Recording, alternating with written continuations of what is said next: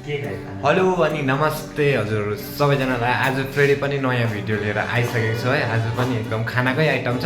के छ भन्दा चाहिँ आज चाहिँ म चाहिँ चिकन सुप बनाउनु लागेको छु है।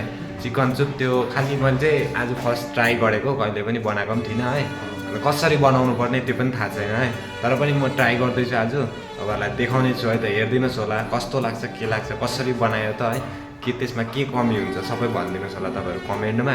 किनकि म पनि आज फर्स्ट जिन्दगीमा फर्स्ट बनाउँदैछु चिकन सुप, यस्तो पाराले बनाउँदैछु। देखेको चाहिँ थियो है, बेच्दै गरेको खालि देखेको मात्रै थिएँ, अन्त खाएको पनि थिइनँ है। आज चाहिँ बनाउँदैछु है, तपाईँहरूलाई पनि देखाउने छु। हेर्नुहोस् होला कस्तो पाराले बनाउँदैछु त, म तपाईँहरूलाई सबै देखाउने छु है त। यहाँ चाहिँ मैले मसला रेडी गरिसकेको छु। यो चाहिँ पेस्ट है, यहाँनिर सबै मसलाहरू पनि हालेको छु। चिकनको मसला भयो, हल्दी अनि लाल मिर्ची सब हालेको छु। यहाँनिर चिकन बफाएर यस्तो गरिसकेको छु। यो चाहिँ क्यारोट अनि यो क्याबेज है। यो सुप चाहिँ खासमा चाहिँ यत्तिकै खाने हो, तर म एकपल्ट यसमा सुपमै हालेर पनि ट्राई गर्नेछु कस्तो हुन्छ है।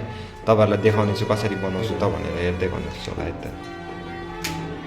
स्टार्टिङ चाहिँ मैले यहाँबाट गरिसकेको छु, यो मोटोको भाँडाबाट। अब यहाँनिर चाहिँ म तेल हालेर अलिकति यो मसलालाई अलिकति फ्राई गर्छु है। त्यहाँबाट फेरि कन्टिन्यू सुरु गर्छु है त। लेट्स स्टार्ट है। मैले अलिकति कम्ती मात्रै तेल ओइल पनि हालिसकेको छु। अनि यहाँ मसला हाल्दैछु है। मसलालाई हल्का फ्राई गर्ने अनि त्यसको बादमा मैले यो पनि फ्राई गरिसकेँ। अन्त अब चिकन हालिदिँदैछु यहाँ चाहिँ। अन्त यो चिकन हालेर सबै एकैचोटि हाल्छु है त। क्यारोट पनि एकैचोटि हाल्छु। सबै कुरा हालेर चाहिँ एकैचोटि मिक्स गर्छु है।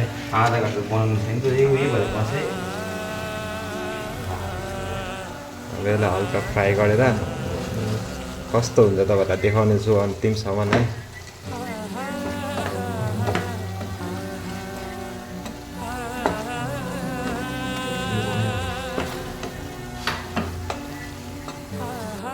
अहिले चाहिँ भने मैले सुपमा चाहिँ पानी पनि हालिसकेको छु। अन्त यहाँनिर चाहिँ छ सोया सस अनि अन्डा है।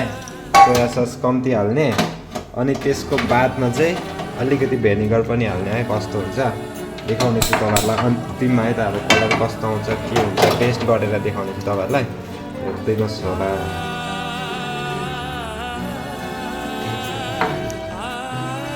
अन्त अब चाहिँ भने मैले सबै हालिसकेँ है मसलाहरू पनि। अन्त यहाँ चाहिँ अन्डा हाल्दैछु है त, हेर्नुहोस् है।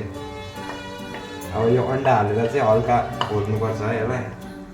यस्तो गरेर अब यो अन्डाको टक्क उयो निस्किन्छ यसमा। हेर्नुहोस् है अन्डाको उयो निस्किनु थाल्यो। अब अलिकति मजाले उठेपछि निस्किहाल्छ है। फाइनली मैले चाहिँ बनाइसकेँ है चिकन सुप पनि। लास्टमा धनिया हालिदिएँ अलिकति। अन्त हेर्नुहोस् है कस्तो भयो के भयो है, तपाईँहरूले यसो कमेन्ट गरेर भनिदिनुहोस् होला। अन्त यहाँनिर फेरि म चाहिँ बनाउने मात्रै है, किनकि अब मैले बनाएँ, मैले नै टेस्ट गरेँ भने अब मलाई त मिठै लाग्छ होइन। म चाहिँ टेस्ट गर्नु चाहिँ यसलाई दिँदैछु है, कस्तो लाग्छ लु अलिकति टेस्ट हानेर भन्दैन त अन्त कस्तो लाग्छ।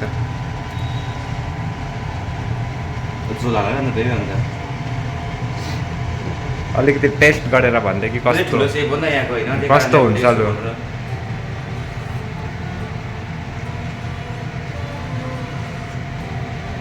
लु भनिदेऊ त अब कस्तो भयो सुप है। एकदम दामी। यो चाहिँ ढ्याकुलाको सुप भन्दा दामी भएछ। यो चाहिँ मैले फर्स्ट टाइम बनाएको है सुप चाहिँ। अन्त कहिले चाखेको पनि थिइनँ है, देखेको थिएँ दोकानमा सुप देखेको मात्रै थिएँ कस्तो हुन्छ भनेर। खालि देख्दाखेरि मात्रै मैले चाहिँ ट्राई गरेको है। आज चाहिँ अब बनाइदिएँ है। अन्त के कस्तो लाग्छ त तपाईँहरूलाई कमेन्ट गरेर भनिदिनुहोस् होला है। यसमा के को कमी भयो कि बा के भयो है, यसो तपाईँहरूलाई थाहा छ भने मलाई पनि यसो सिकाइदिनुहोस् है त। यति भन्दै आजको भिडियो यति नै हुनेछ। Thank you so much, I love you.